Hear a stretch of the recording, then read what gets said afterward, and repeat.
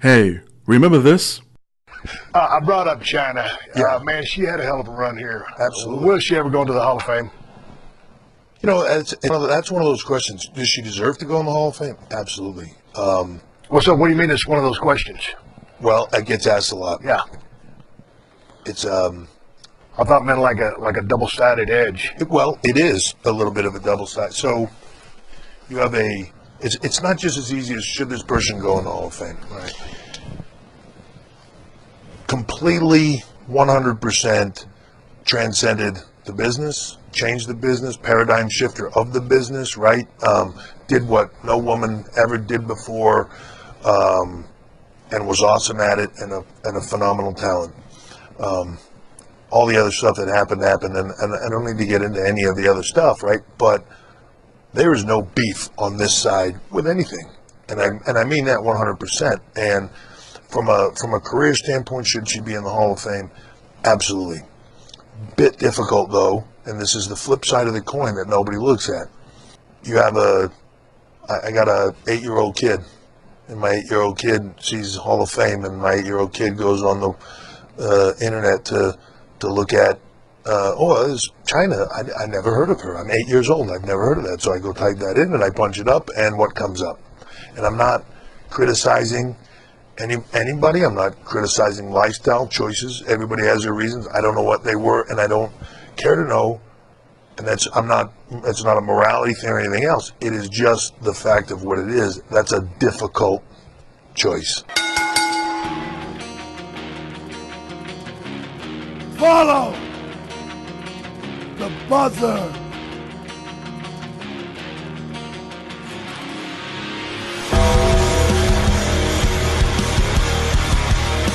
Rest in peace. Woo!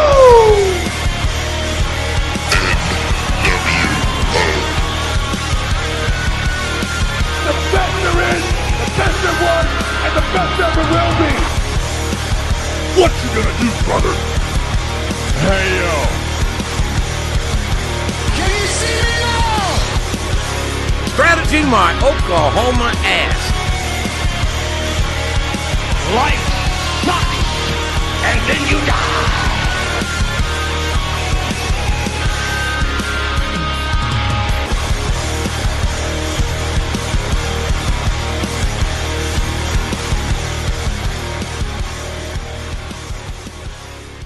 What's up, everyone? GoodOlJM here with your JM report, coming to you from CSB Studios in Tampa, Florida, the birthplace of pro wrestling.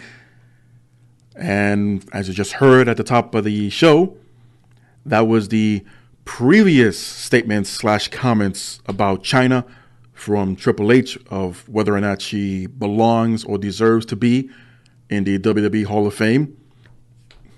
And as of this past Monday, it is official. It will happen. However, it won't be as an individual, but Chyna will be inducted into the Hall of Fame as part of the faction of D-Generation X, minus Ravishing Rick Rude, who was part of the original, but Road Dogg, Jesse James, Badass Billy Gunn, X-Pac, Shawn Michaels, and Triple H, along with Chyna, will all be inducted into the 2019 WWE Hall of Fame during WrestleMania weekend, as they will headline the Hall of Fame. So, yeah, everyone's happy, and so am I, finally. I'm sure, just like myself, would have preferred Chyna to go in as a solo inductee for many obvious reasons, because as many of you have pointed out and also believe that her success, Chyna's, was much greater when she broke away from DX, when she broke away from the corporation or corporate ministry or whatever other faction she was a part of. Once she went solo, and especially the work that she did with Eddie Guerrero with the Mamacita stuff, Latino Heat, yeah, Chyna took off. That's not to say, well, maybe, I mean, it's shades of gray, but that's not to say had she stayed with DX or any other faction, which she had been successful, which she had been the first woman to compete in a men's Royal Rumble, which she had become women's champion, to dominate so much that, she pretty much almost not necessarily called it quits, but there was really nothing else for her to do during that time. And with that women's roster back in the early 2000s, she beat everyone.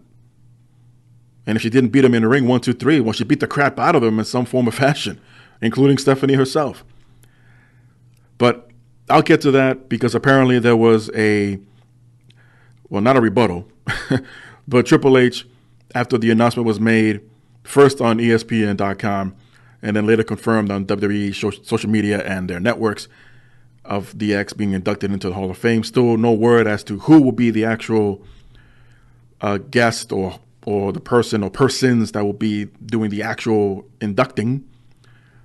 But as of right now, we're not sure. However, Triple H basically backtracked a little bit, somewhat, on his comments about Chyna, as you heard at the beginning of the program.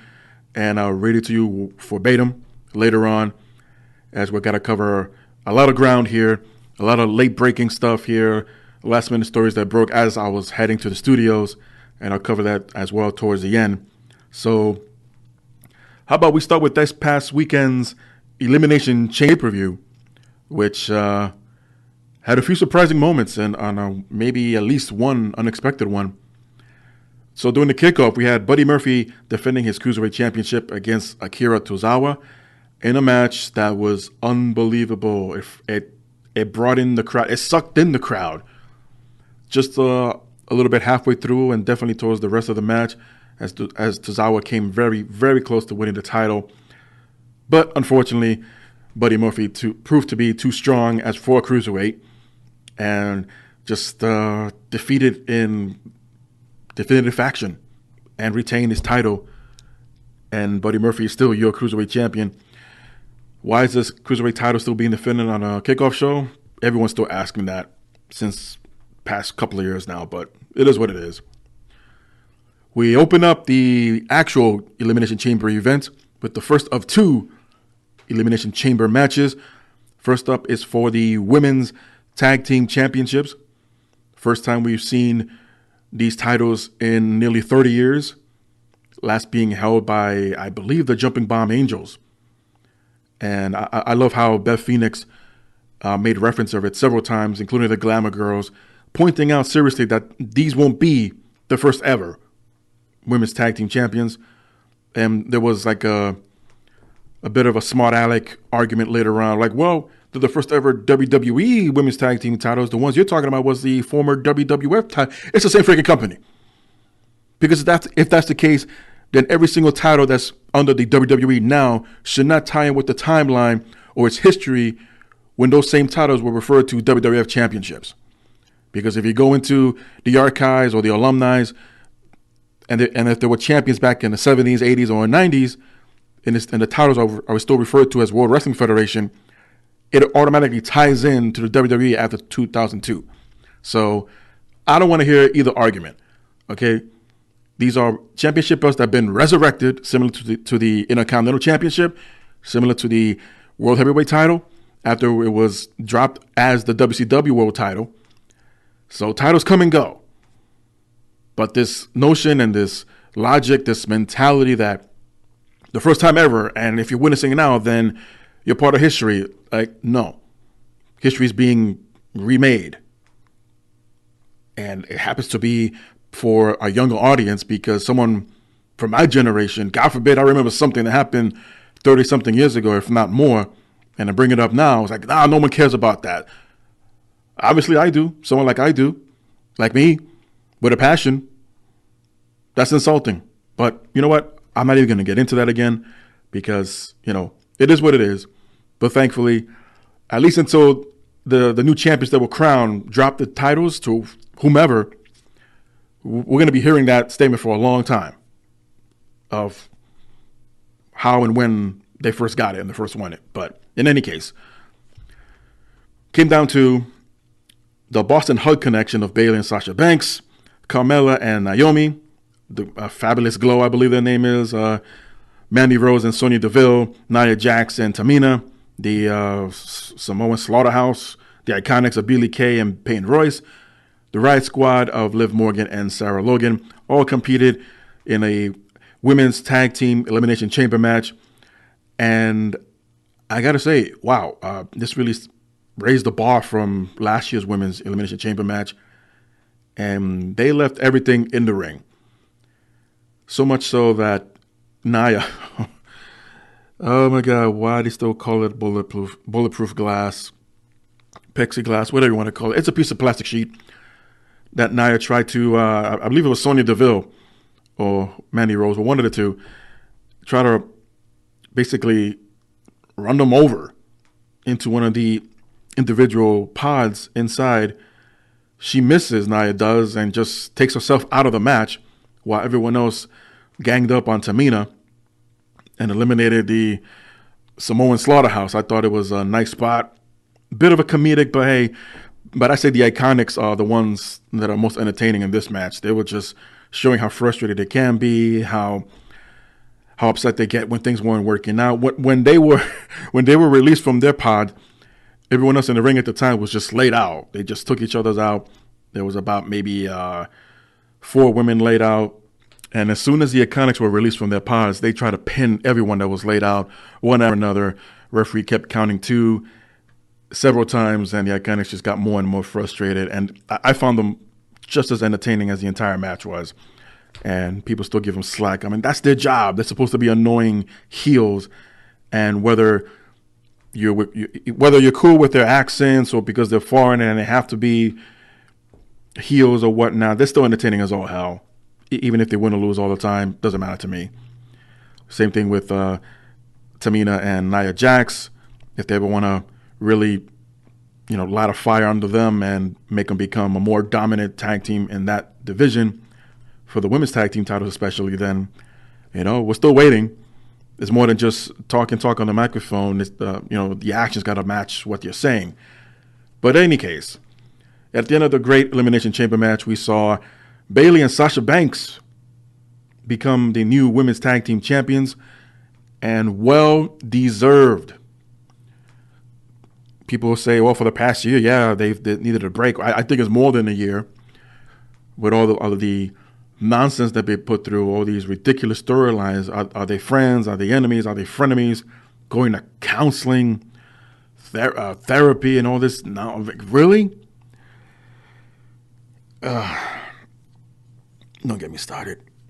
But all the hard work and effort paid off and showed during the post-match interview as Bayley fought back the tears, Sasha fought back the tears, crowd chanting, "You deserve it," and they do. They did. So now there's the question of who will be their first challengers. And we might have an idea, so I'll get to that later on during the Raw review, but kudos and congratulations to Sasha Banks and Bayley. Boston Hug connection, well deserved. As we move on to the Usos and Miz, Shane McMahon, WWE Tag Team Smackdown Championships. And everybody assumed, because of what happened just a couple of days ago with his arrest of Jimmy Uso for disorderly conduct and obstruction, unfortunately, where Naomi was driving down the wrong side of the road on a one-way street, was pulled over by police. This was in Detroit, by the way. And the car reeked of alcoholism. I know I mentioned this last week. I'm just refreshing. And even though he was posted bond, Uso that is, he still made it to the Elimination Chamber. And to clarify a little more detail that came out later on, Naomi mentioned that she was not drinking. She was not under the influence. Didn't realize where she was and which direction to go because there weren't too many signs, there weren't too many lights, and assumed the road she was on was safe.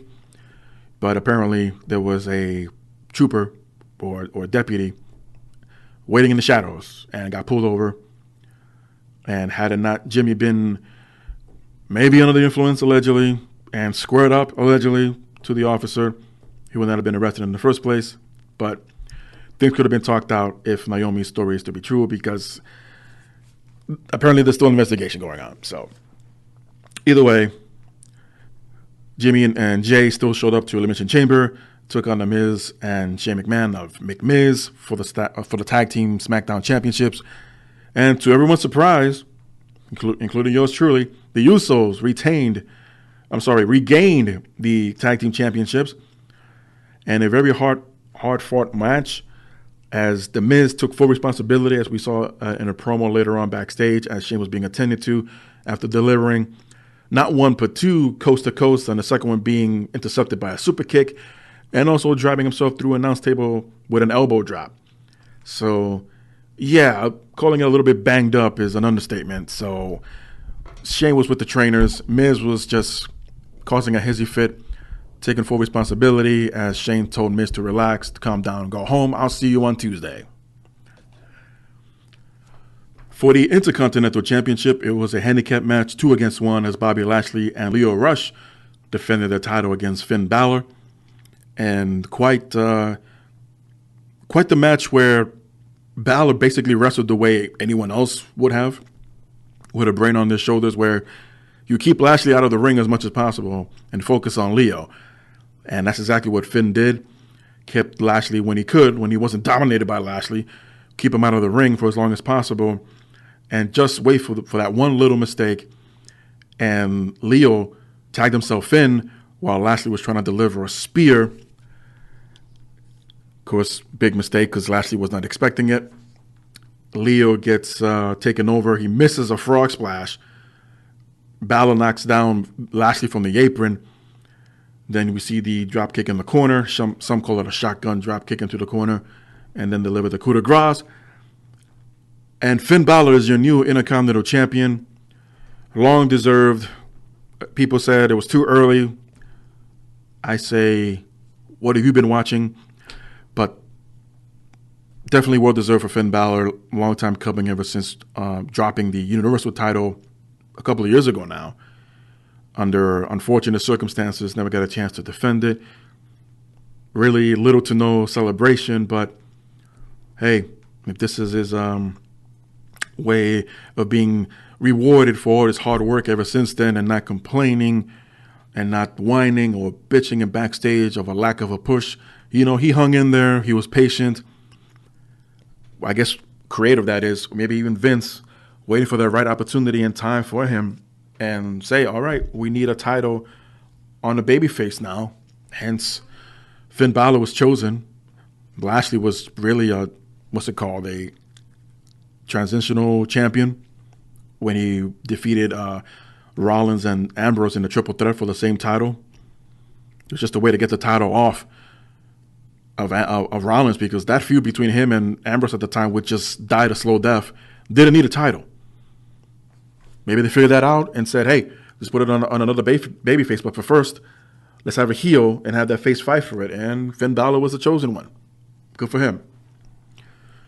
Ronda Rousey defending if you can even call it that, defending the Raw Women's title against Ruby Riott.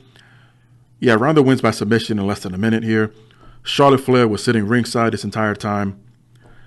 And kudos to Ronda coming out dressed up as Sonya Blade, cosplaying, as she is playing the voice of Sonya Blade in the upcoming Mortal Kombat 11 video game. And poor Ruby Riott. But there's somewhat of a redemption story afterwards. I'll get to that later.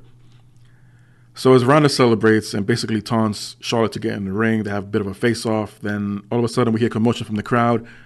It's Becky Lynch making her way to the ring from the arena floor on crutches. She comes by through the timekeeper's table, climbs into the ring, has little to words to say. She never grabbed the microphone and just started wailing away on Charlotte with one of her crutches, just beat her down to a pulp rat. She was bruised, she was banged up, Charlotte was. And then Becky hands over the crutch to Ronda. Say, hey, you want to get some licks in? Here you go. Here's your chance. Not sure if Ronda ever needed a weapon to begin with. I mean, she's supposed to be the baddest woman on the planet, right? But anyway, just as Ronda was about to move in and swing away, Becky from behind swings at Ronda with her second crutch and beats the hell out of Ronda, to a point where she got busted open in the side temple of Ronda's head, who required stitches. And once again, just like Survivor Series, was left beaten and bruised and bloodied, Ronda was, and Becky will be limping away, escorted by security out of the arena. And there will be a follow-up on that the next night on Raw, which I'll get into in a little bit.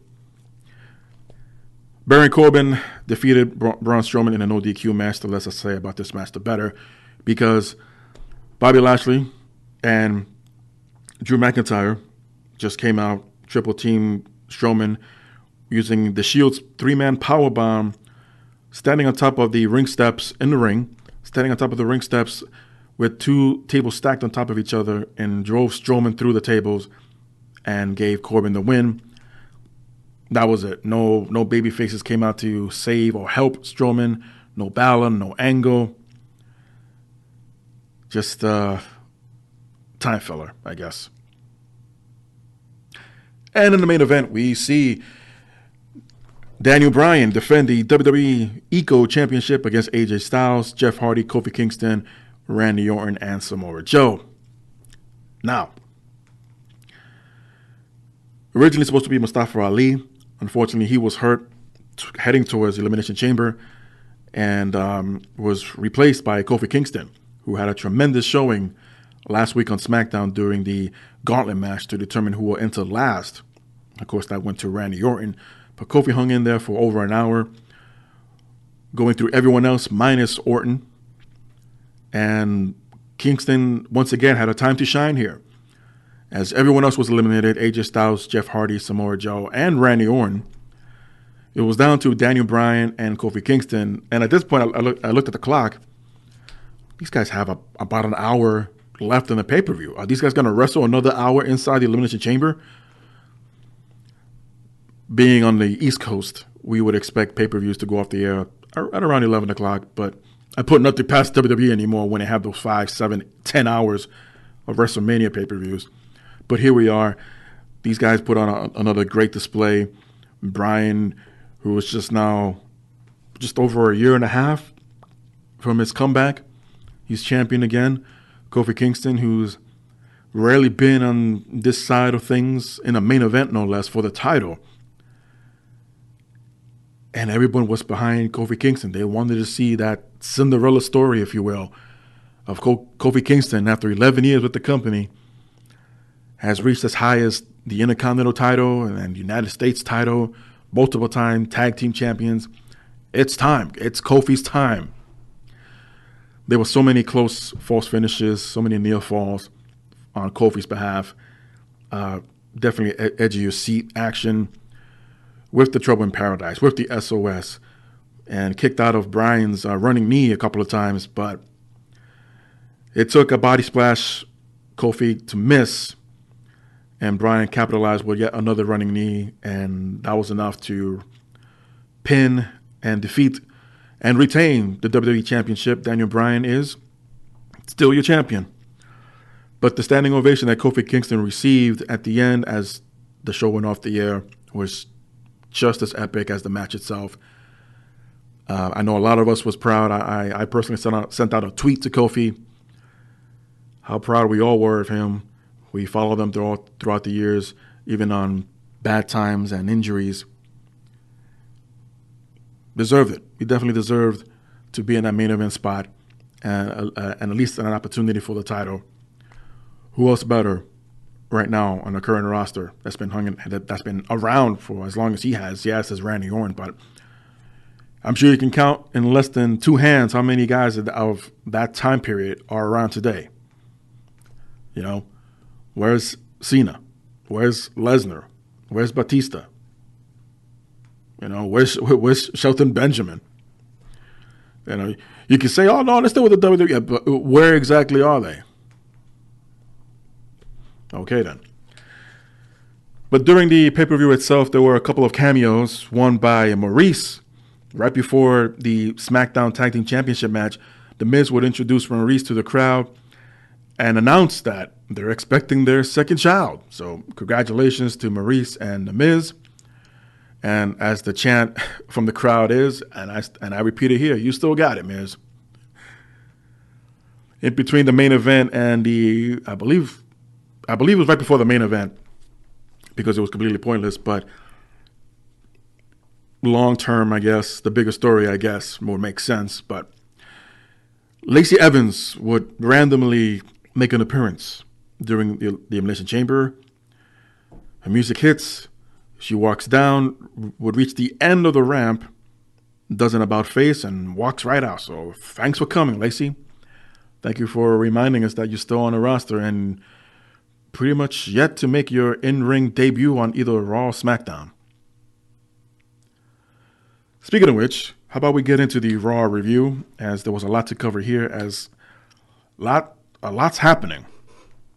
And Triple H opens up the show to hype up the crowd with the WrestleMania coming and reminding the fans of what took place at the Elimination Chamber, of all the winners and the champions that were crowned new and those that retained, and mentioned what was announced earlier today about the Generation X induction into the Hall of Fame this year, but also announced that on Monday Night Raw this week, we will see the NXT superstars making their debut, as Ricochet, Aleister Black, Tommaso Ciampa, and Johnny Gargano will all have matches on Raw.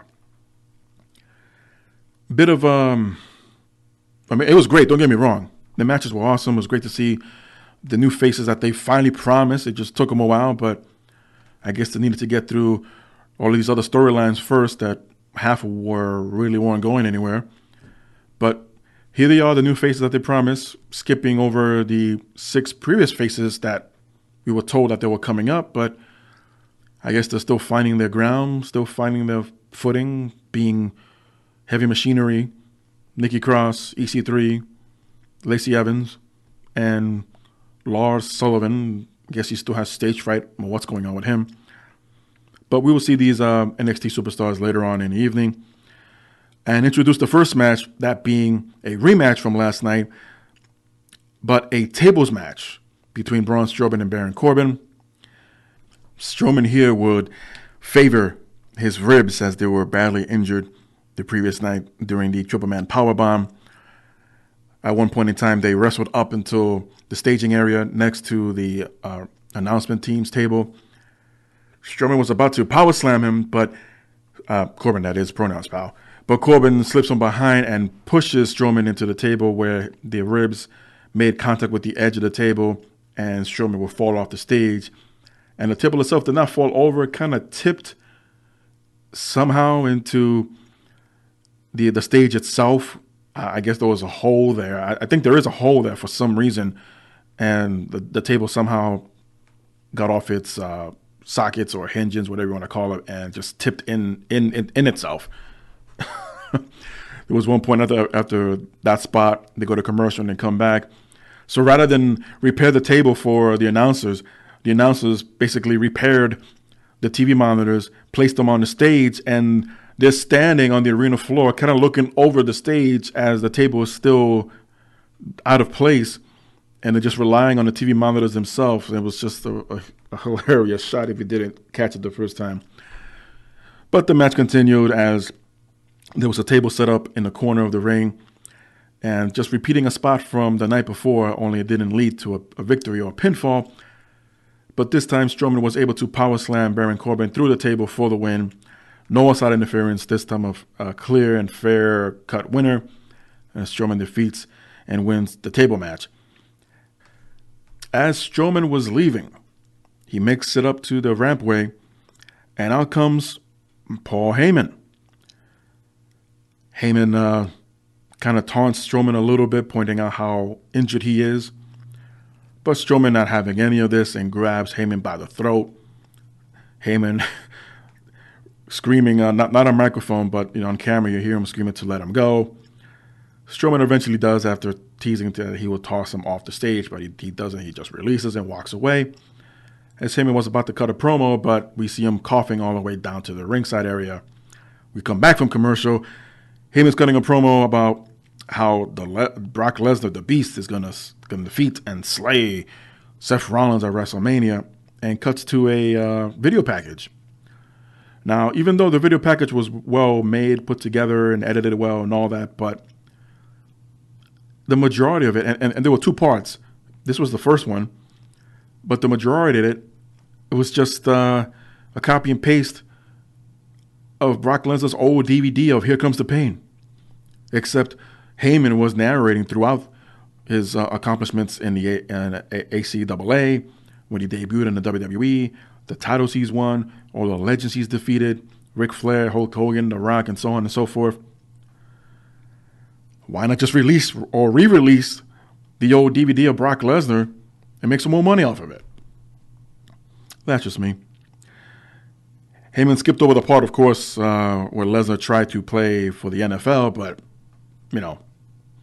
just talks about after leaving the WWE that he went straight to the UFC and how dominant he was, even though Lesnar lost his UFC debut match, but whatever. And how many times he won the title. But I know it's not about showing off the downs as well, like the low portions of your career, but Lesnar was not that dominant in the UFC. He wasn't. Do you know Brock Lesnar's record in MMA? 5-3. One which was a no contest. And just for curiosity's sake, do you know what Bobby Lashley's MMA record is? 15-2. So there you go. If anything, between the two, I think Lashley is the most dominant MMA fighter, maybe even wrestler. If they ever even fathom an idea to have a one-off between Lashley and Lesnar and really promote it as a real fight, well, maybe not legit fight, because they probably have difficulties getting clearance and licenses and all that from the Athletic State Commission, but you can still promote the shit out of it and set it up like it's a monster versus monster kind of thing, a kaiju fight between Lesnar and Lashley, just to find out who is the best wrestler, who's the best amateur wrestler, who's the best MMA fighter. It's just a matter of time, and this may not be similar to what Undertaker and Sting could have been, but that was more of the icons of each individual companies at the time. It was the WWE versus WCW, and the two franchise players, the two icons that were the most loyal, Undertaker for Vince and Sting for, at first, the NWA and then WCW with Bischoff and Turner. And, of course, Sting turning to the dark side, and there was a lot of similarities between Sting and Undertaker. So it was almost like, well, we got to have this. They still got him under contract. Or actually, no, Taker's contract expired. I'll get to that later. But there was a time where both men won the contract in WWE, and it didn't happen. Vince, nobody wants to see that. Who the hell are you to say what we want to see? Do you not listen like you say you do to the fans? The tweets, emails, messages, whatever you look through during a busy time and day you have?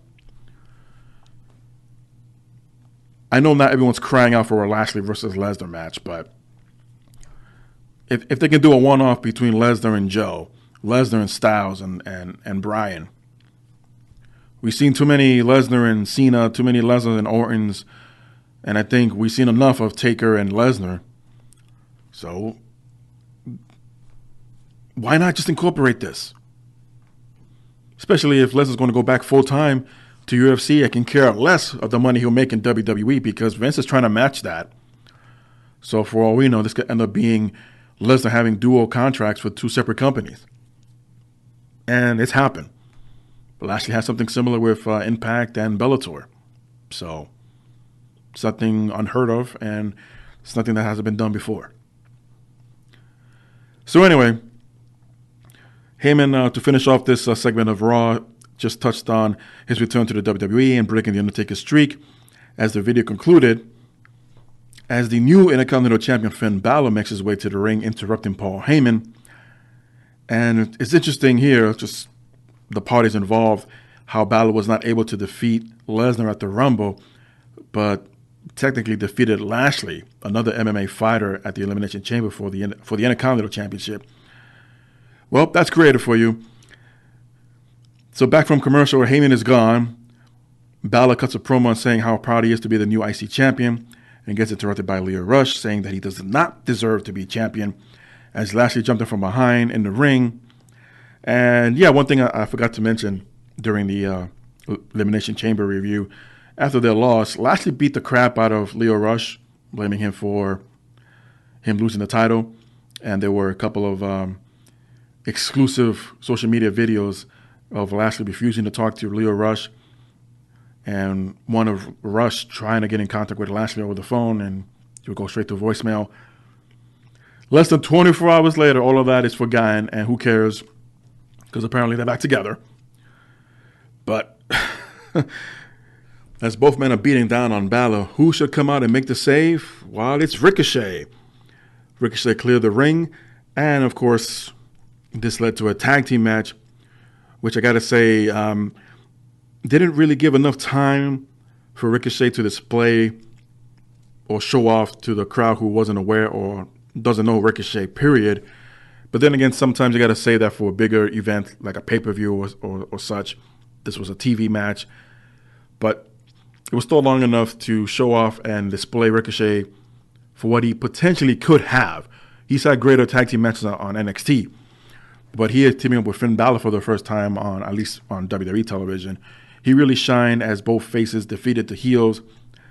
And a quite impressive debut on Raw for Ricochet, as you will later on have a interview and basically tell the audience that we have seen nothing yet. So is he jumping back and forth? Is he a permanent member of Raw? At this time, still unknown. Lucha House Party steps into the ring as we get a replay of the closing segments of last week's Raw, where Vince McMahon suspended Becky Lynch for 60 days and introduced Charlotte Flair as the new challenger for Ronda Rousey, and highlights of the closing moments of the Raw Women's Championship match at the Elimination Chamber event, where Becky attacks both Ronda and Charlotte with crutches, and it was made mention that if Becky pulls another stunt like that anytime in the near future at a WWE live event, she will be arrested and brought up on charges from the WWE. Meanwhile, back in the ring, a tag team match between Lucha House Party and Kurt Hawkins and Zack Ryder was underway. Hawkins and Ryder looking for their first win as a tag team on television, but unfortunately, Ryder and Hawkins would have to wait a little while longer for that first victory as the Lucha House Party gets the win here. We get an interview segment with Heavy Machinery on top of the staging area. However, they get interrupted by Lacey Evans as her theme song hits. She walks down, does a catwalk routine, reaches the bottom of the rampway, turns around, and doesn't exactly leave as she stops right in front of Heavy Machinery. And they decided to do their own little catwalk. They walk down to the end of the ramp, they turn around, and they bushwhack their way back up to the ramp. And thanks for coming, Lacey. We see NXT champion Tommaso Ciampa and Johnny Gargano, the NXT North American champion, backstage discussing how great it is to represent NXT on Raw. But they get interrupted by Bobby Roode and Chad Gable. First of all, it's kind of like skipping an entire thread here. I mean, last time we saw Gargano and Ciampa, they weren't seeing eye to eye just yet, but they're still frenemies. And moving forward in their, I guess, feud. But they were definitely teasing on NXT anyway, the reformation of DIY. Here on Raw, they just skipped towards the end of that feud or the end of that angle, and here they are back on speaking terms. And nothing else before this happened. There was an argument about, well, not everybody watches NXT, and I'm like, okay, but you know what? This is kind of insulting to the people who do. But you know what? That's not a hero there, because I guess in keeping tabs and keeping the flow with NXT tapings, so by the time we get to Fastlane, not that it's going to be a takeover during that weekend, but it's more or less the next time there will be new sets of TV tapings, and maybe they'll clear up things by the time in the next couple of weeks on NXT when we get there. So who knows? I just found this really, really strange and odd that Gargano and Ciampa are just speaking as if nothing happened the past few months. So after the interruption by Bobby Roode and Chad Gable, in come the Revival, who ends up being the tag team that Johnny Gargano and Tommaso Ciampa will take on in a rematch of sorts from a few years ago during their takeover matches for the tag team NXT titles. And wasn't as great, wasn't as to par as the takeover match, but again, hey, it's a TV show, it's a Raw show. They would have to tone it down a bit. It was more about showcasing Gargano and Ciampa unfortunately had to be against the newly won Raw Tag Team Champions from a week ago. Here they are, taking the loss to Gargano and Ciampa, as the Tag Team Champions have lost their first match, and it wasn't even being defending the titles. We get another update on Kevin Owens himself, reminding us that he will be returning in a few weeks. Only this time he was outside of a theater. Well, he was inside the movie theater, but outside the individual theater, and waiting on some popcorn, asking, hey, do you think I'm going to pay for this kind of thing? But he's in good spirits, and the rumor is now that it will be Kevin Owens who is about to face the WWE champion at WrestleMania, whomever he may be. As I have an update on that title later on during the Smackdown review, but it's interesting to see if this is the case and true, because it's only a rumor, and I'll believe it when I see it or hear it better, or confirmation, that once Kevin Owens returns, his first TV programming or his angle or feud, if you will, is for a major championship. And you know what? The shakeup is coming up. Well, kind of makes sense, but WrestleMania is before the shakeup, so either way, proved to be very interesting. And it's this point of the show where things get very interesting, as Sasha Banks and Bayley come out, the new women's tag team champions, and while they're being interviewed, they point out that, and confirmed what we all speculated, that these particular titles will indeed jump from brand to brand. Raw, SmackDown, and NXT. A bit of a spoiler, so if you want to mute for about a minute, make it 45 seconds. This week were the new TV tapings as well for NXT, and who would appear? Sasha Banks and Bayley as the tag team champions. But the spoilers didn't mention of who they faced if they were there for a match at all. So it's good to know that finally that there are a set of championships that will brand jump, if you will. And curious to see who will be the first tag teams that they will face off in each individual brand, especially on NXT. I mean, just look at the women's roster on NXT. It's much bigger with Raw and SmackDown combined, and there are so many potential great team-ups there. Hell, even great mashups there to see who will take on Bayley and Sasha Banks. The champions get interrupted by Tamina and Nia Jax. Tamina speaks for the first time in a long time, as the heels were trying to throw a monkey wrench into the tag team champions of how Sasha being selfish and she's always looking out for her, doesn't care about Bayley as much, and that Bayley should watch her back. Are they already planting seeds of breaking this team up? Well, time will tell. As the heels were trying to get into the ring, but the champions fought them off and everybody leaves. Nothing really happened here. We finally get to see the official video package for D-Generation X induction into the Hall of Fame, as each member was highlighted during specific points in their careers, including, was quite interesting, Badass Billy Gunn, who is officially and legit producer for AEW. I don't know how much strings were pulled. Kind of similar, then again, maybe not, to when WWE wanted to induct the Four Horsemen, but they needed Ric Flair. Ric Flair was working for TNA at the time. So money talked. I'm sure many of you have heard that side of the story from Bruce Pritchard on Something to Wrestle, and explained that, yeah, it was just a talent exchange with money involved. WWE wanted Ric Flair, and TNA could have had anyone minus Taker or John Cena, as Pritchard explained, but TNA could have had anyone they wanted. And as story goes, at least Bruce Pritchard's side of things, Dixie Carter just decided to get Christian because Dixie liked Christian, not to mention Christian was a former TNA World Champion, and have him return for a one-off at their pay-per-view. So,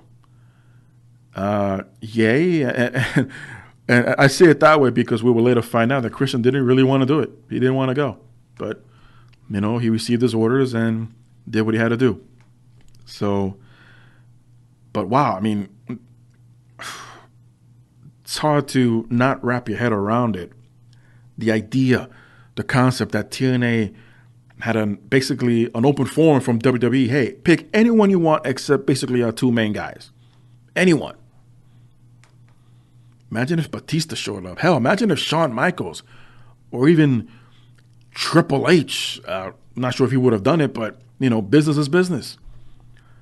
And at that point in time, you weren't really acknowledging the other company. You kind of did, but it's almost taboo sometimes. But then later on, when the Kurt Angle returned and they had his mini documentary on the network, you had Dixie Carter as one of the speakers. So again, this goes back to the jumping over or walking over that imaginary line when it comes to talent going to and from certain companies. But as long as you got the permission, of course, and makes you wonder where that one particular rule says, well, you can't show up on a competition's TV program. It's kind of what Dixie did for the Kurt Angle biography, but whatever. I mean, they make up their own rules as they go anyway, or they switch it up or change it up, what have you, especially when they get to the Triple H statement in a little while. We had Dean Ambrose taking on Drew McIntyre, as it only took but a few moments. McIntyre will hit Ambrose with 2 Claymore kicks, and that's it. That was your match. We would then see the second part of Brock Lesnar's hype-up video package for WrestleMania, as it's more of a modern-day look at Lesnar from 2016 on, when he defeated John Cena to win the Undisputed title, and then ending the Undertaker streak, him defeating Goldberg at Mania in Orlando, then Daniel Bryan and AJ Styles, and of course, most recently, Roman Reigns. And of course, they touch on the attack on Seth Rollins after the Royal Rumble with the multiple F5s to Rollins, giving him the week off. But then that was a legit reason to give Rollins a week off, as he was nursing other injuries. We go backstage to where Rollins himself was being interviewed and agreed with a lot with the video package had to say, or what Heyman was narrating, except on one thing that he disagreed with, as Heyman described Seth Rollins accepting the match for WrestleMania for the Universal title is a death sentence. Rollins will turn it around, except saying it won't be a death sentence, but rather accepting his faith. All of a sudden, we see coming into frame Dean Ambrose holding his head and asking Rollins where was he during his match with McIntyre. Rollins frustratingly replied, "Are you completely out of your mind?" Ambrose just shrugged his shoulders and said, and walks off. A bit of a flippy, flopping scenario here with Ambrose.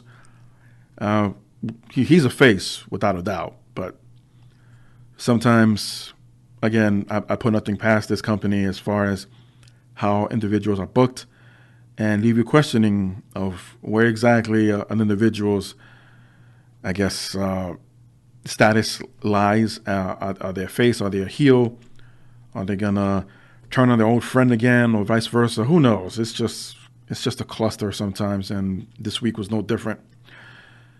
We see Elias in the ring and is upset from getting these interruptions and feels disrespected recently, only to get interrupted again, only this time by the debuting Aleister Black.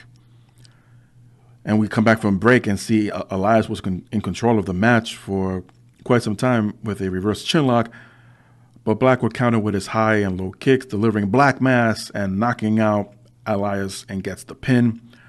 Great debut match here for Aleister Black. It's interesting, with the exception of Bobby Lashley in the tag team match. These new NXT call-ups were wrestling against former NXT superstars. Just pointing it out there. We get to the main event. It's a rematch from the night before. Ronda Rousey defending the Women's Raw Championship versus Ruby Riott. The Riott Squad were ringside this time. And we get reminded by commercials that next week, or this Monday night from this point in time, on Monday Night Raw, will be Ric Flair's 70th birthday party celebration on Monday Night Raw in Atlanta, Georgia. Should be a hell of a show because late yesterday, news broke that Roman Reigns will make his return on that same Monday Night Raw show in Atlanta to give us an update on his health issues and his battle with leukemia. Hopefully, he will have great news for all of us, although we've heard here and there that he's been doing great. But honestly, I think we all would prefer to hear it from the man himself. Kind of an interesting move, though. I think it's too soon, personally, but if you look at it from a business standpoint, and if anyone still cares about the ratings, it might be for those purposes only. Or maybe it was Roman Reigns' idea himself, like, hey, you know what? People have been asking, people have been talking. Do you have any time for me to make a quick promo and then, I'll go back to my treatments kind of thing. So who knows? But either way, we all love to see the man back and hear what he has to say about his current health condition. So the match gets underway between Ronda Rousey and Ruby Riott. A much better match than the night before, for what it was worth. Just want to point out the random commercial breaks. I mean, yeah, half the time they warn us, but other times it's just cut away and then they'll come back. And in this case, there was about maybe 10 minutes in the match, or for the show, I should say. But those commercial breaks were just ridiculous. And there were less than 10 minutes left on the show and they went to commercial. The match was much better than last night's or the previous night's Elimination Chamber match, as Ruby was able to shine a little more and stand toe-to-toe with Ronda, exchanging submission holds back and forth, a couple of high spots here and there.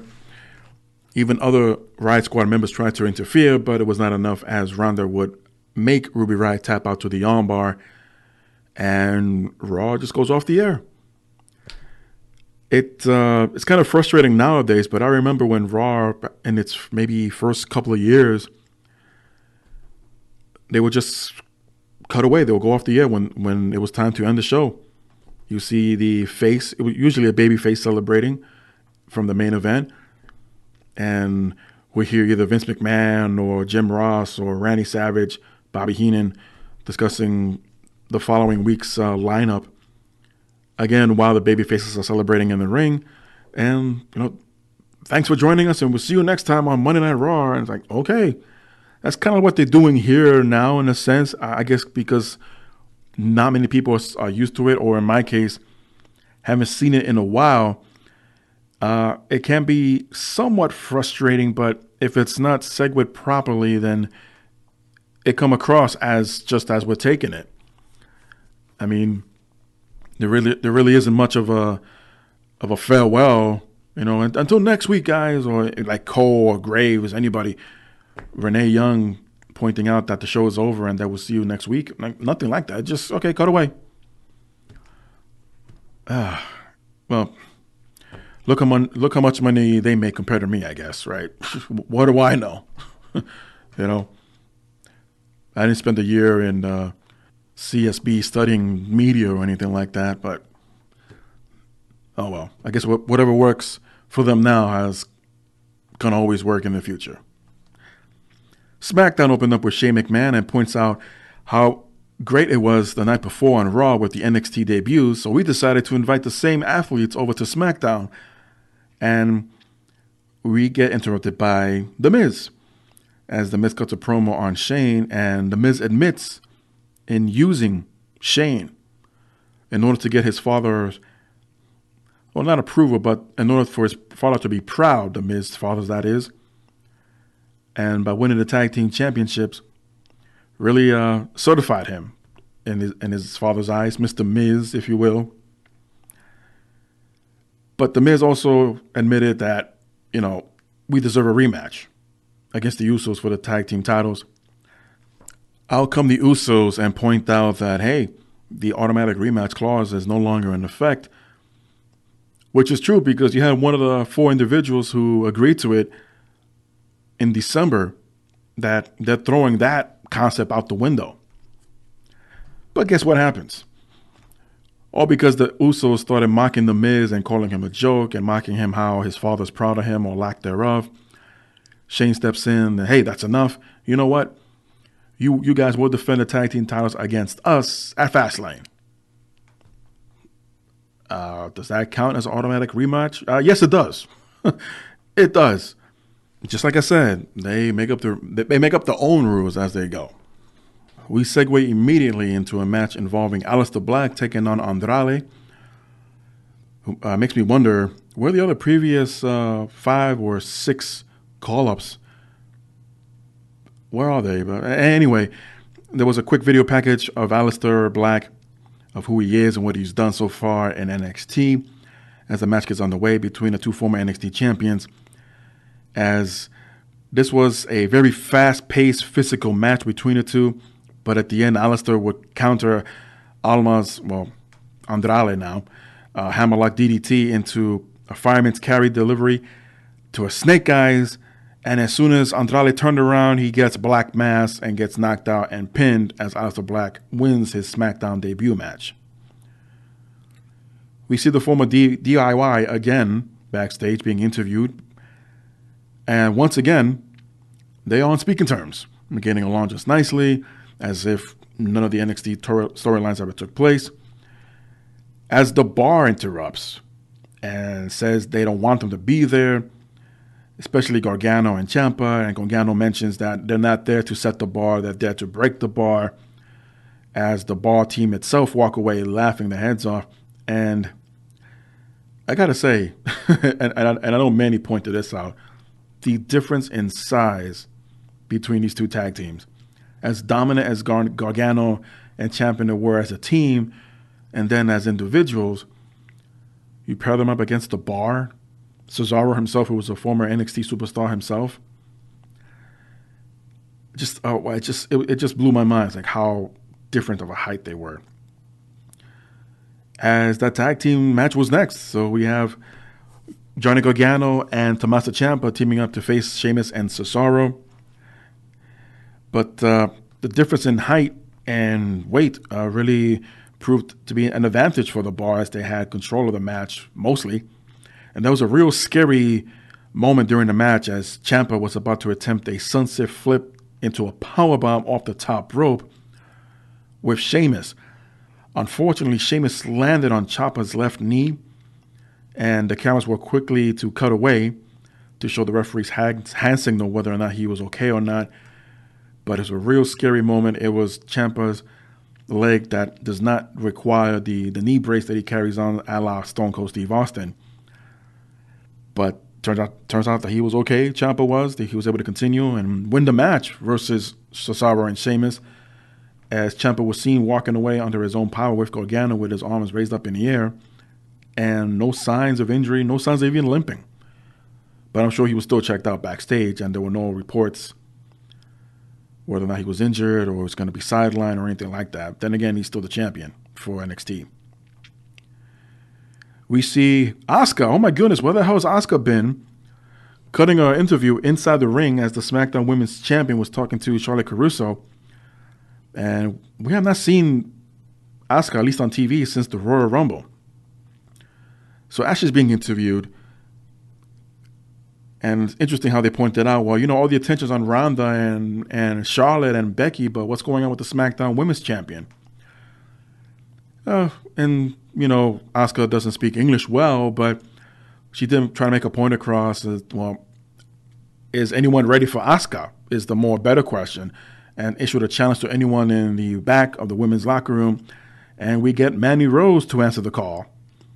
So after a bit of an interference from Sonya Deville, a distraction, if you will, Mandy Rose would hang up Asuka across the second rope and rolls up Asuka for the win.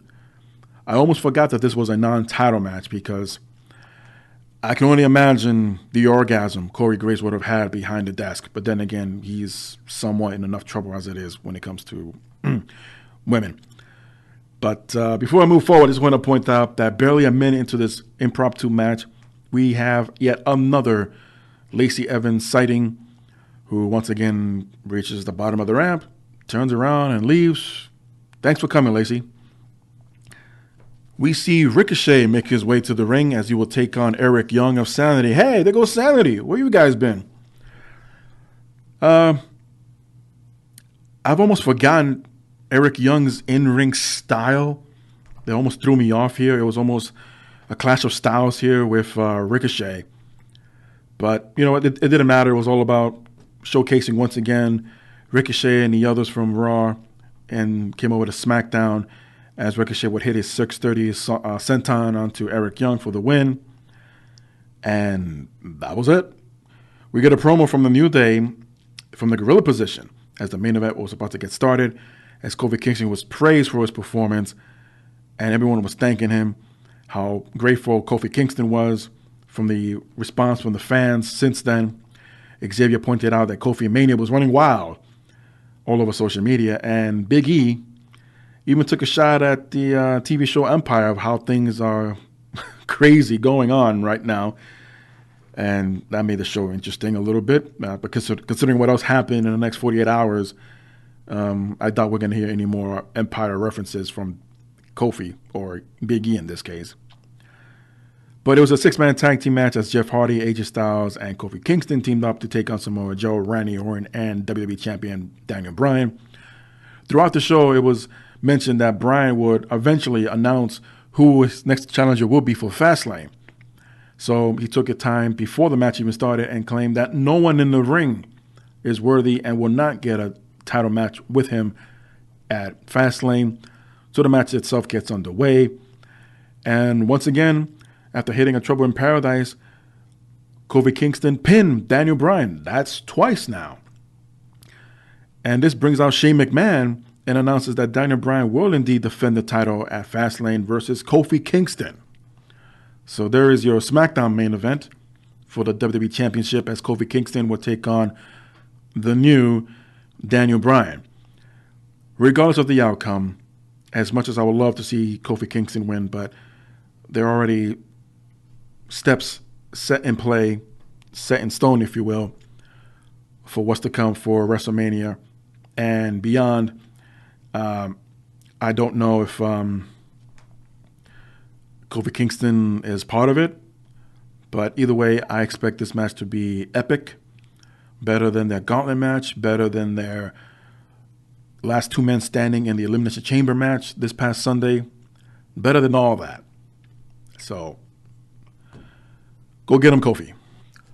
Moving on to other news, according to Sean Ross Sapp of Fightful, he reported that the WWE was indecisive when it came to which match should be the main event this past Sunday at the Elimination Chamber, as wrestlers were told earlier in the day that it would be the women's tag team chamber match to close the show as the main event.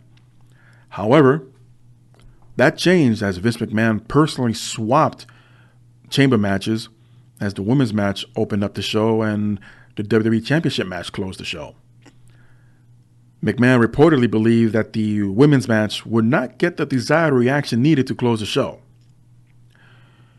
which to me shows Vince assumes something that did not turn out the way he thought, unless he wanted the show to end on a downer, as Bryan retained his title and had the fans go home pissed. And yeah, there was that good feel moment for Kofi, but that was more of a, nice try, way to go, maybe next time Kofi feeling, rather than seeing Sasha and Bayley win the big one finally together. And still give the fans to leave somewhat happy with the efforts of Kofi Kingston going unnoticed. But if I want to be honest, this does go against other arguments I would have about what should be the main event. And since the Universal title is a no-show, and the women's tag team titles were kind of new, and the WWE Championship barely sees the main event spot at all, what other choice would there be? I just would not use that cop-out response or reason of the women's tag team match not bringing the desired reaction it needed, whether it opened or closed the show. So, it is what it is.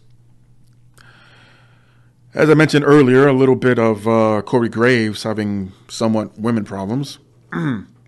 And this news came out during last weekend, actually right before the Elimination Chamber event itself as a different sort of trouble in paradise, as Amy Polinsky, wife of Corey Graves, has accused her husband of allegedly having an affair with Carmella. At some point, Amy would post on Instagram, that was later deleted, that Corey Graves has been committing adultery or cheating on her with Carmella. It was revealed later on because it was added to Amy's story, or added to her story portion of her Instagram, add to your story thing, which something I rarely use myself, that Corey Graves reached out to her with a message saying if you don't take down that post, you will be sued by WWE. She, of course, did, and eventually canceled her social media accounts altogether. But Pro Wrestling Sheet would put a little bit more of clarity on the whole situation about this alleged adultery, as both Graves and Polanski have been going through the rigors of a divorce for the past 6 months and have been living apart for the past 2 months.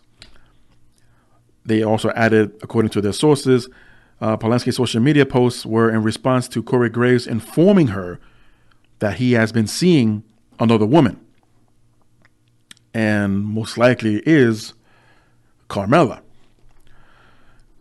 So it's quite of a mess. Corey is somewhat in the clear if he explained all of this to WWE previously. Maybe not telling his wife so soon before divorces are finalized that he's been seeing another woman on the side. But the key here is that they have been separated. Now, I'm aware that different states have different laws, and I'm not sure exactly where Corey Graves lives with his now soon-to-be ex-wife, and maybe 2 months was more than long enough to be separated from your wife and you starting a relationship with a new woman. In this case, is all legal. And out of frustration, out of anger, Amy Polanski, vented. She did what she thought needed to be done as far as her side of the story, but didn't keep in mind the other little details. But she was upset. I'm not blaming either one. It's just another one of those stories that we hear a lot of, unfortunately. And in this case, it's I believe is more of a miscue or mistiming.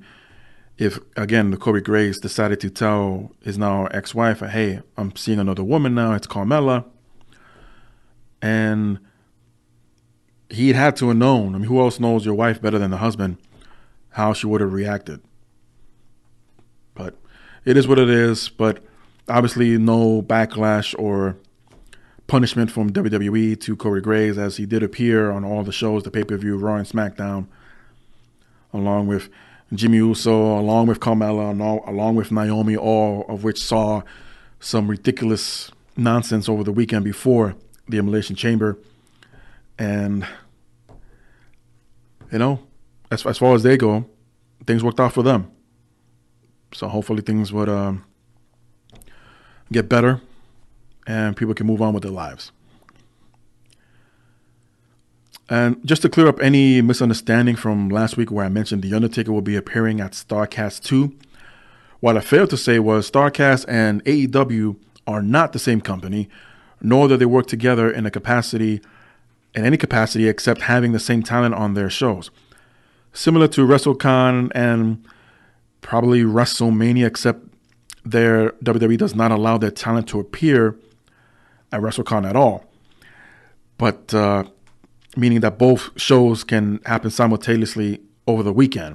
So if you got WrestleCon one day and then the next you got WrestleMania, and it's more for the fans to interact with current and former superstars of pro wrestling and can make these rare appearances, especially in the case of The Undertaker. And if you got $25,000 to spare for an hour, sure, why not? Jim Ross would chime in on his thoughts about this as he spoke to the Two Man Power Trip podcast and said, "I don't see it as a sign of anything changing or his branching out or he's going to start wrestling because he's not going to wrestle anywhere. And as Jim Ross put it, he can guarantee it. I can see him, he goes on, Jim Ross, to say, I can see him doing appearances to sign his name and to take pictures. And all they've done, StarrCast that is, as a presentation, is The Undertaker / Mark Calloway is for legal purposes as far as the WWE being a publicly traded company and the Undertaker IP, or the intellectual property, being used for their assets. So in other words, everyone's covering their asses here. And I mentioned earlier how Undertaker is able to do something like this, and much more so him removing the WWE initials from his social media accounts. His contract expired. Yeah, that bit of news came out a little bit later on in the week after it was announced of his appearance at StarrCast. Undertaker's contract with the WWE has expired.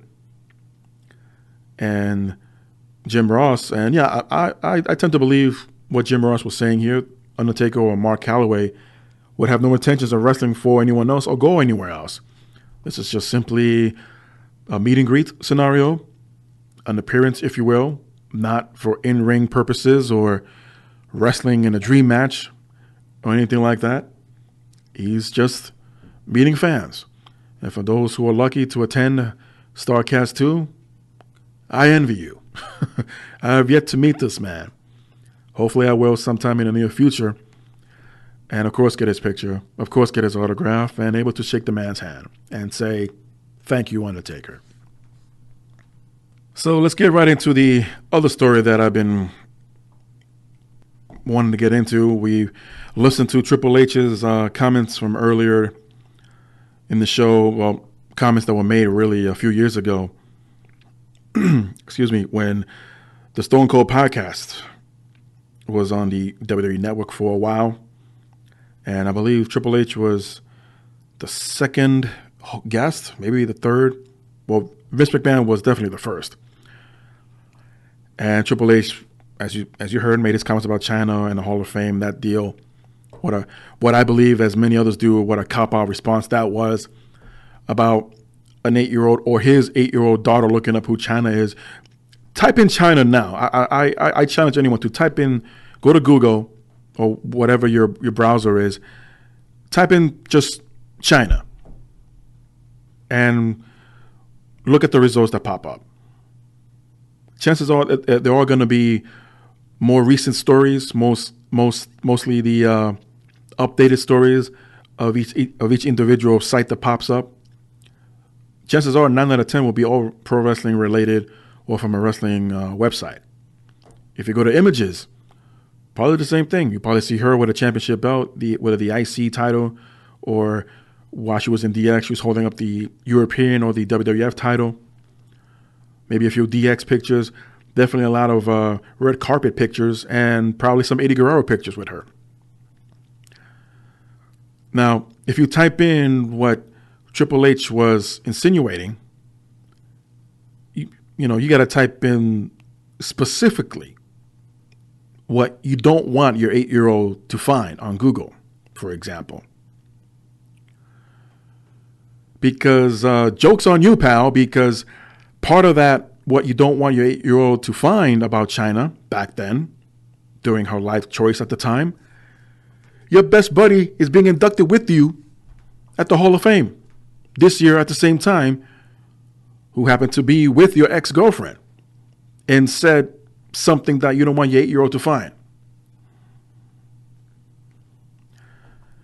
There's a lot more to be said about that, but I just want to vent a little bit myself.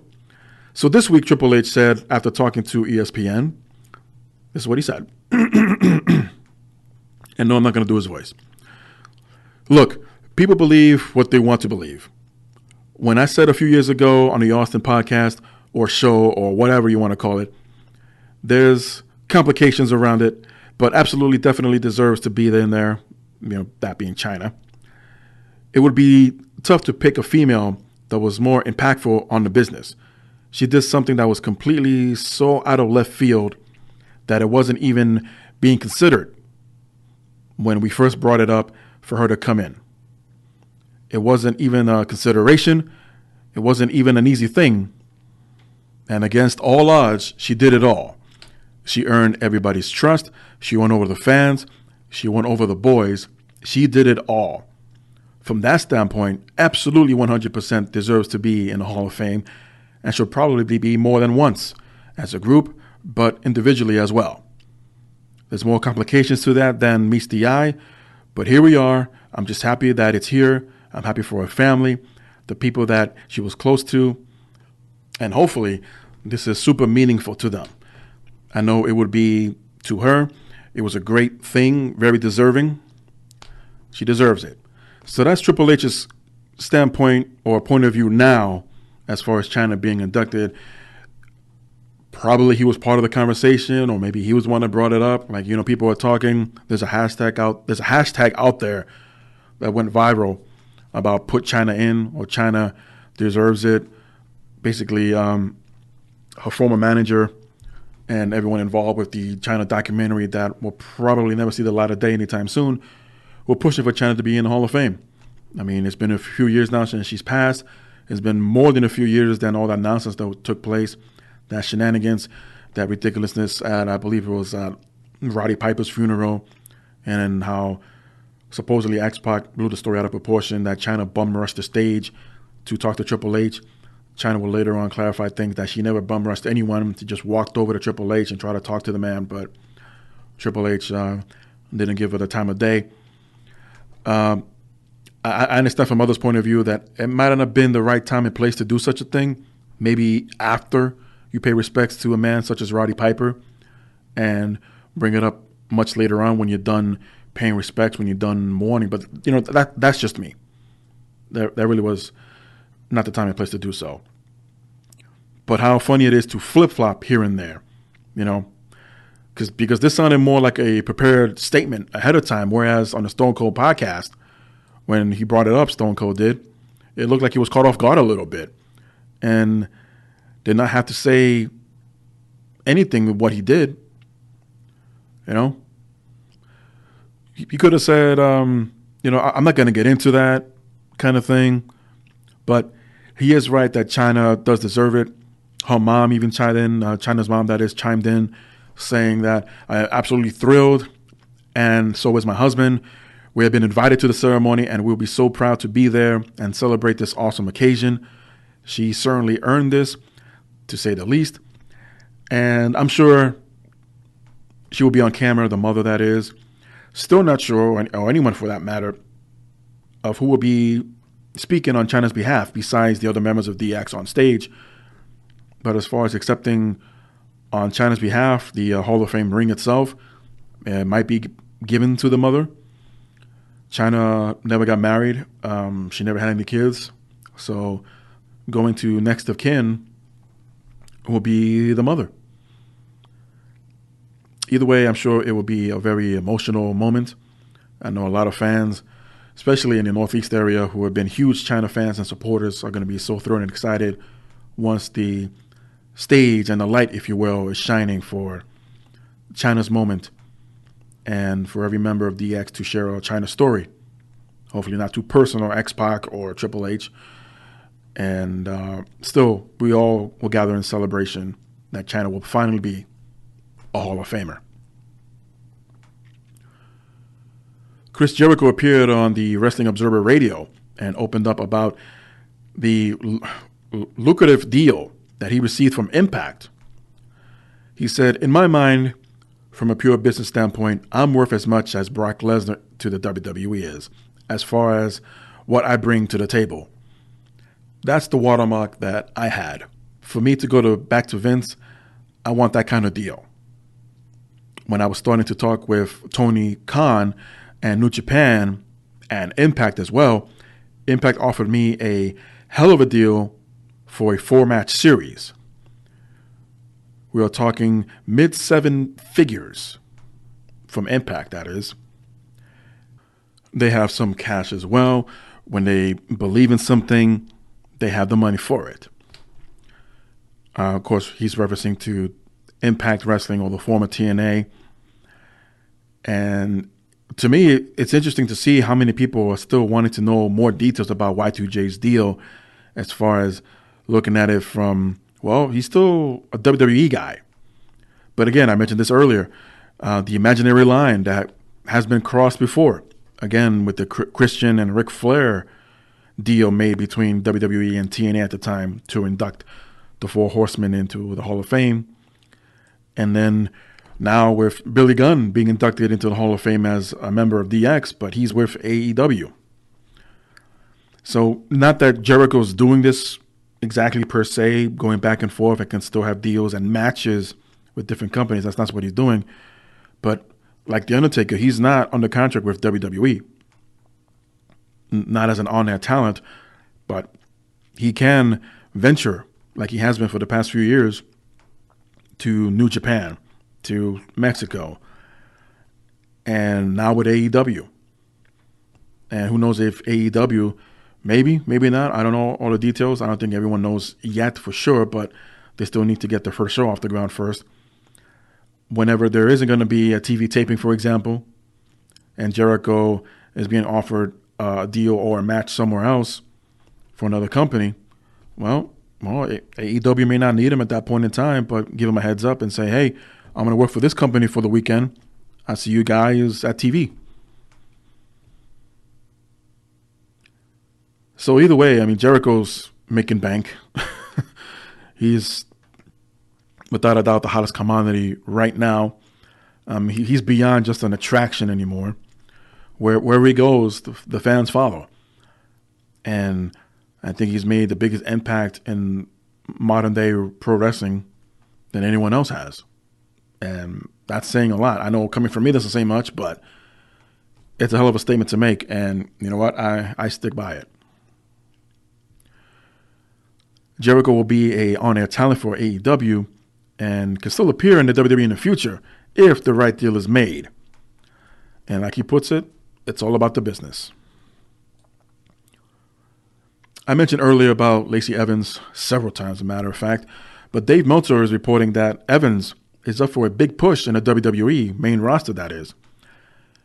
As Evans' random entering in arena moments, starting back from the Elimination Chamber and throughout the week, is Vince's way of prepping up the crowd for more of her presence and on the product, since they didn't have a match for her lined up at the Chamber events or on Raw and or SmackDown. The plan for Evans is a super big push, and Meltzer knows people in the business who think that they think the world of her. I guess that would include her cameos as of late. But had a couple of botches during the Royal Rumble match itself. Maybe it's goosebumps, maybe it's butterflies in her stomach.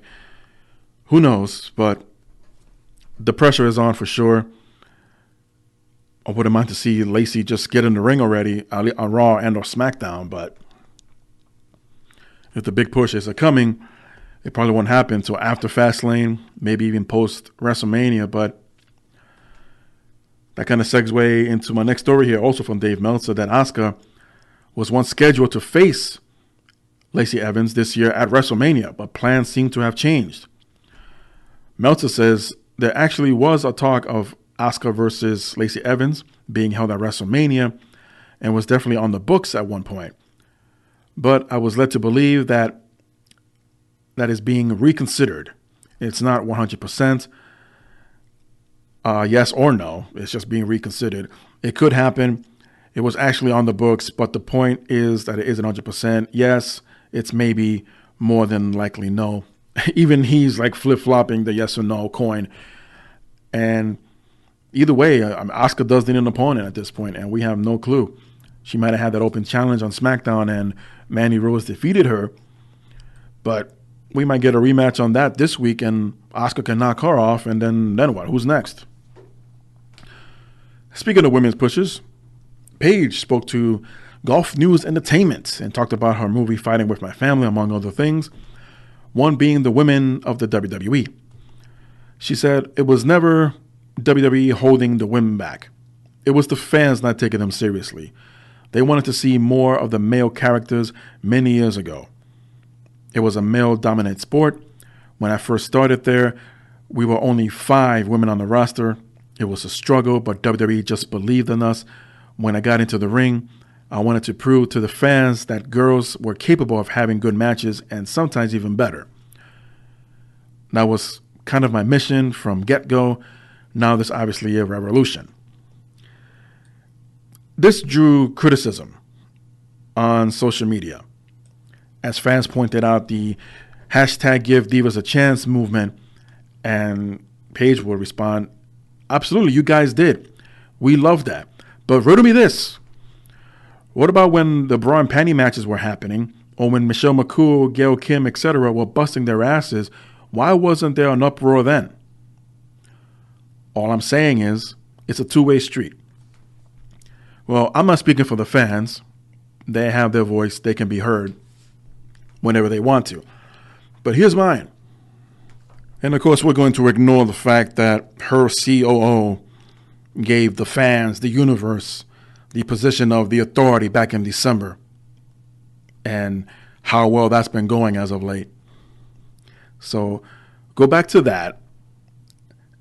And then when it came to what she pointed out, the bra and panty matches and all that stuff, it all comes down to creative, the booking, and what the old man says and how goes on TV. And as the fans, we do and will be vocal about what we like and don't like. And that gets led to what's shoved down our throats without any change in sight, because that's what makes money, is what gets the attention mostly, overshadowing the in-ring skill and talent. What we say does not mean anything. Better yet, it doesn't mean shit. There have been women who busted their asses in the ring, definitely. But other than getting hurt and leave the company, some of which reached greatness. But during that era in the WWE, it was just about the diva search. And whose idea was that again? Then they had female celebrities take talent spots at WrestleMania. And I don't want to hear that, oh, what they drew money, or they made they pulled more numbers on pay-per-views because of who they are and the name recognition. Then why the hell can't they do that on their own? Snooki, really?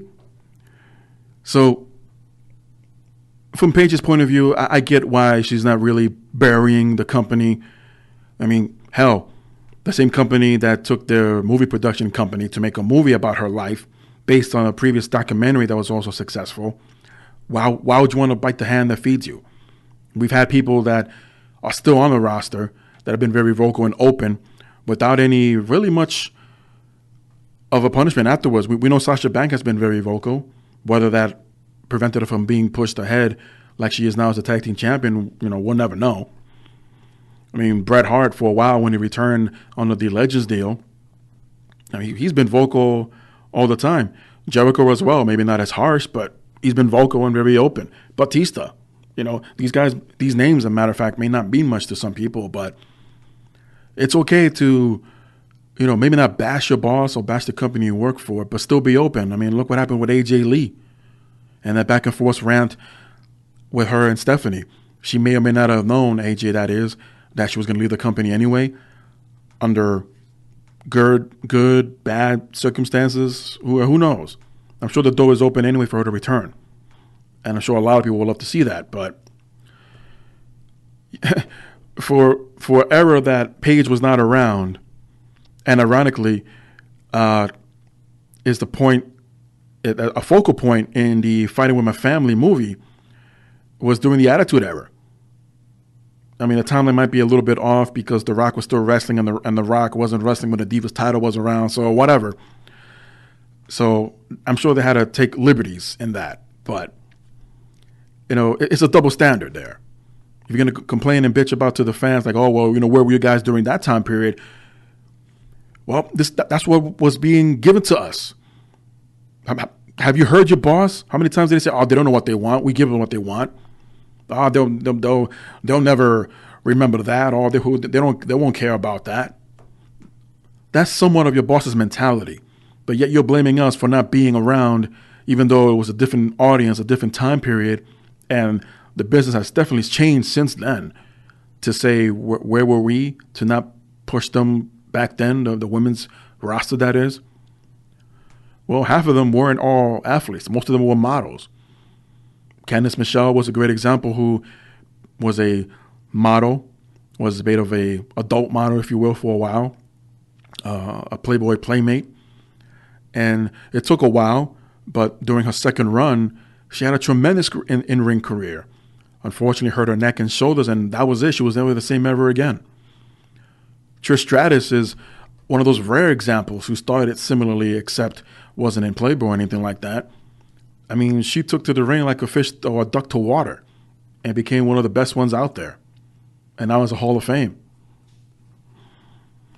And she was around during the bra and panty era. She teamed up with Snooki.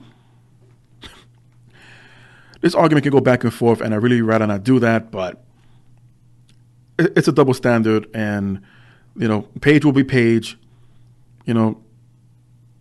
She can no longer perform in the ring. Maybe that will change in the future, but it's easier to talk all that smack back there like that behind the microphone, kind of like I am now.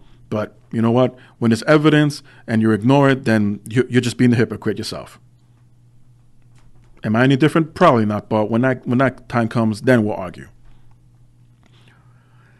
This week, we crowned a new NXT North American champion during a TV taping of NXT that's on the network, as Velveteen Dream defeated Johnny Gargano in an epic match that ran nearly the second half of the show. If you haven't yet, you owe it to yourself to check out this match. It was amazing. There was also a great match between Mia Yim and Xia Li. Very physical match until Shayna Baszler and her entourage interfered. But either way, there's some great things going on right now in NXT. And who knows if they are going to remove the 4 that were called up this week altogether. But for now, they got to focus on TakeOver New York for WrestleMania weekend. Ty Dillinger is the latest WWE talent to request his release, as he revealed on his Twitter account, saying, "Set things straight." Before any rumors started to spread, he will go on to say, "This evening, I requested my release from WWE. In the past 5.5 years with them, I have seen and done some wonderful things I'm very proud of and will never forget. I have met and have worked with unquestionably some of the greatest talent on this earth, and the pleasure has been all mine. I feel at this time this decision is extremely difficult, as it is what is best for myself and WWE. I wish to continue to grow as a performer and offer those paying hard-earned money to watch the show I'm performing on a little more of myself. To the male and female locker rooms, coaches, producers, the production, ring crew, and all the way up to the very top of WWE, and most of all the fans, I wish you all the very best and thank you from the bottom of my heart for everything." Ty Dillinger, Mr. Number 10. Yeah, couldn't have said it better myself. And no confirmation yet as from WWE's point of view or side of things, whether or not there will be a 90-day non-compete clause, or if this is just a immediate release like Hideo Itami or Kenta. But yeah, we'll find out real soon what the fate holds for Ty Dillinger and where he will next hang his boots. Hey, remember Sexy Star from Lucha Underground? Well, Petra's Farms, no, I'm just kidding.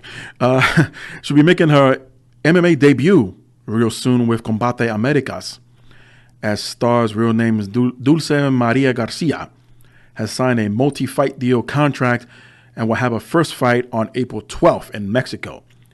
She is currently undefeated in boxing and now compete in the MMA promotion that is associated with Alberto El Patron. So good for her. She's an ass kicker all the way around. This definitely made the rounds real quick, as Chris Helmsworth, Thor himself, will be linked playing Hulk Hogan.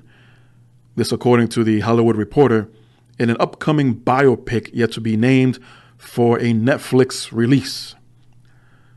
Todd Phillips, director of Hangover, or the Hangover trilogy, and the upcoming Joker movie, will be taking the helm, along with Scott Silver, who wrote Joker, 8 Mile, X-Men Origins Wolverine, just to name a few, and John Polono, who is mostly known for short stories, but has been acting in TV shows such as Intelligence, Mob City, Masters of Sex, Grey's Anatomy, How I Met Your Mother, and just to name a few. But all these talents are coming together to team up with producing team of Helmsworth himself and Eric Bischoff. And Hulk Hogan himself will be a producer, or actually some kind of executive producer, but more of a acting consultant when it comes to his character of Hulk Hogan and how he would prefer Helmsworth to portray him in front of a camera. So this movie will focus more on the early days of Hogan and his rise in popularity in professional wrestling. Not so much what happened in recent years, as really that won't make sense. Even if this film is successful, for example, and as a follow-up, you might want to consider nitpicking or maybe charting around those gray areas of subjects and topics that have been controversial, to say the least. But very interesting. I wonder how much more Helmsworth will bulk up. I mean, he's in shape regardless, but Hogan was pretty big when he first started. I mean, he was called Terry the Boulder for a reason. And Helmsworth is, he looks like Kevin Hart in comparison to Hogan's physique back then with Helmsworth's physique now. So if that makes sense, then you know what I'm talking about. But it should be interesting, and I know a lot of people are curious to see what exactly this biopic will present, but more importantly, how accurate it's going to be. Considering those who are in charge or running the show, I wouldn't hold my breath too long. An application for the trademark All Elite Wrestling has initially been refused. AEW filed for the trademark but was refused because the company needs to modify its identification of goods and services. AEW also needs to pay the proper fees and disclaim that the company is not claiming exclusive rights to use the word wrestling. Thanks, WWE. Along with the trademark All Elite Wrestling, the AEW logo and phrase Change the Universe have also been refused for trademarks for the same reasons mentioned. One other factor is due to the pending application for the phrase All Out, which could have an impact on AEW's application. So a little bit of a setback there for AEW. And, well, it's in the company's name, wrestling, and to disclaim that the company is not claiming exclusive rights, why would they? I mean, there's more than one company in the world, hell, let alone in this country alone. So why would they? I mean, I'm sure it'll be mentioned, but to have exclusive rights to it, I doubt that. And I don't think that was what they were going for. But rather than have it in their own name as a company or Elite Wrestling, but hey, no one's asking me about my opinion. Matt Hardy confirmed that his current WWE contract will expire as of today, 10 days from now. The multi-time tag team and singles champion has been teasing what he's going to do with his future for a while now. And with it being WrestleMania season, many fans have been expecting him to make not only a return, but to make up his mind one way or another. But hopefully we'll get an idea real soon. I mean, from 2 weeks from now, or more or less around Fastlane weekend, yeah, Matt Hardy is done with WWE. But maybe he's just waiting for that contract to expire to only sign his new producer contract or backstage agent, if you will, as he has done, I believe, for last year's SummerSlam, along with Jason Jordan, kind of testing the waters a little bit to see how it could work out for him as an agent and or producer. But still, no indication of him leaving WWE anytime soon. These two last stories, well, these next two stories coming up, broke within the last 24 hours. The most important story, I believe, is that Arn Anderson. Now, keep in mind, details are a little scarce right now, and there are some conflicting reports. But you got one side saying that Arn Anderson has been let go of the WWE, while the other side is saying that Arn Anderson requested his release from the WWE. Either way, this ends a 18-year-long run with the company, as Arn Anderson not only played an agent, but an individual that's been looked up to as a legend, as a Hall of Famer. For a while, served as a trainer, even before there was even a performance center. But the man would share and lend his time for the younglings that were coming up. Spent some time in NXT as well. And this is unfortunate. If it's for personal reasons, you can't blame the man. But some other nonsense that I wouldn't put past WWE, it would be, well,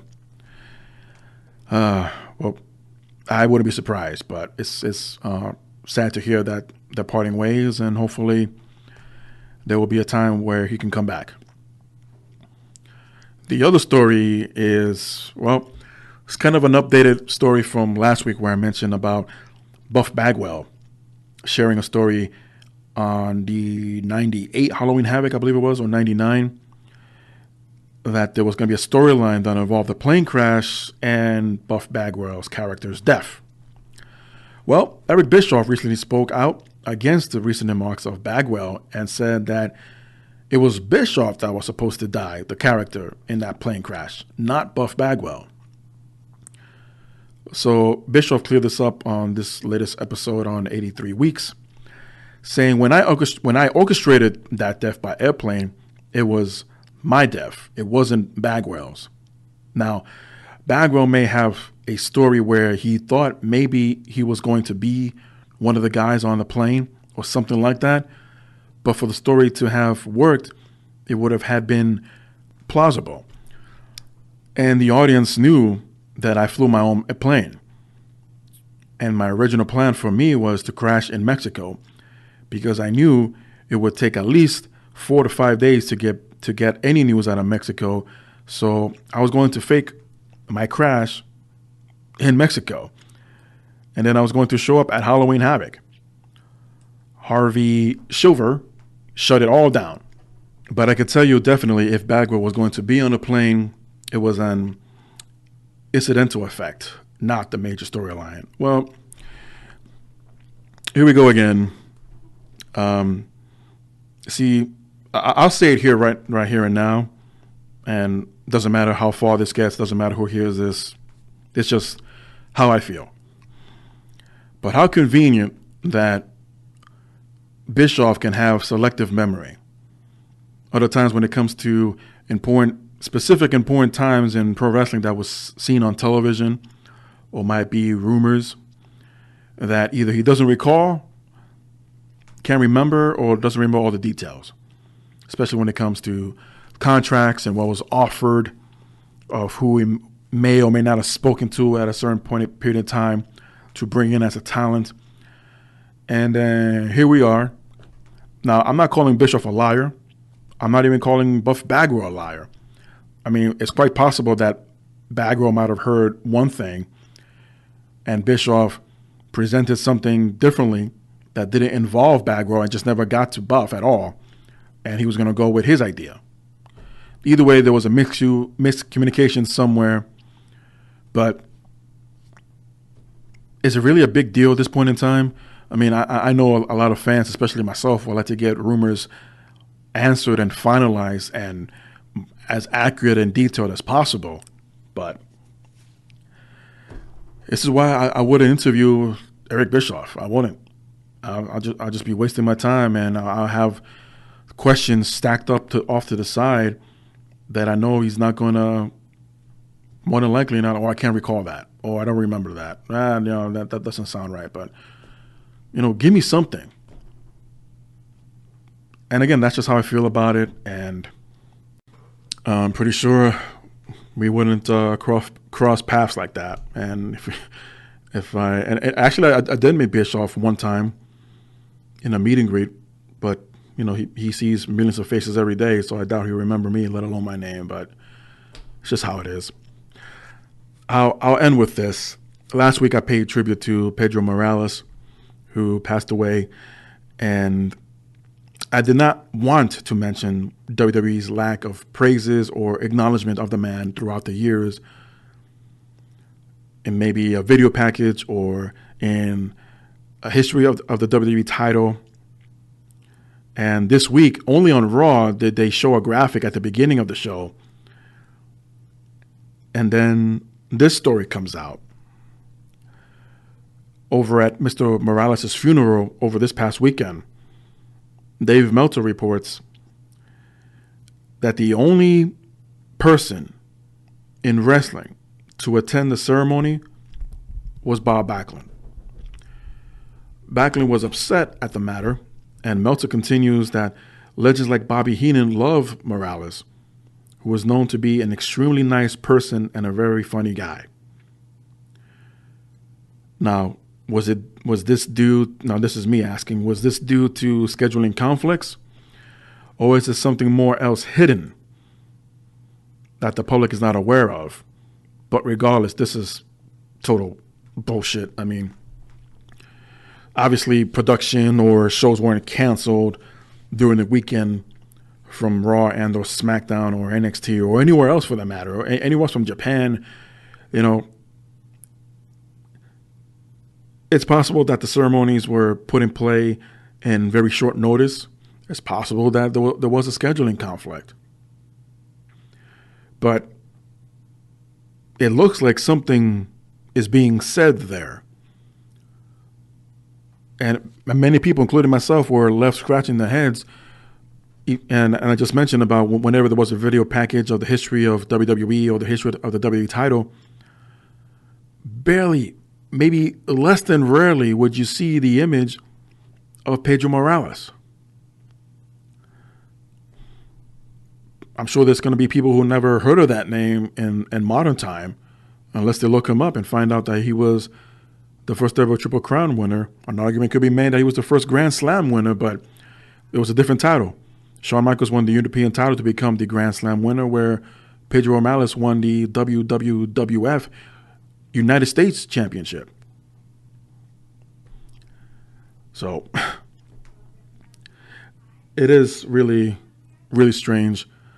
I'm sure there's more to the story as far as why more WWE talent or New Japan talent or AAA talent or WWC talent could not attend. I mean, there is a lot of stuff going on in the world. Maybe Meltzer blew this out of proportion.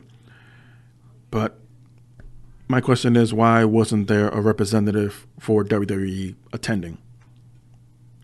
Has WWE reached out to the Morales family at all? Well, it really sucks, and maybe I'm looking too much into this. You know, I don't want to point fingers or place blame, but these questions have been asked for a long time, and now that the man has passed away, there's even more questions to be answered. Maybe one day we'll know, maybe one day we'll never know. But for now, I'll leave it as is. As I reach the end of this episode of the JM Report, just want to say thank you everyone for listening in. You can always leave your comments down below and subscribe to the JM channel and follow me throughout social media as listed in the description. If you like what you heard, click that like button. And until next time, go to JM. Everyone, enjoy your weekend.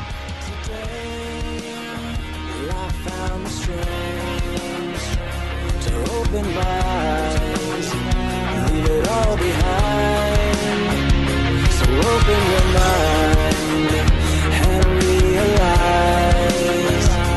that your beautiful world could take my life.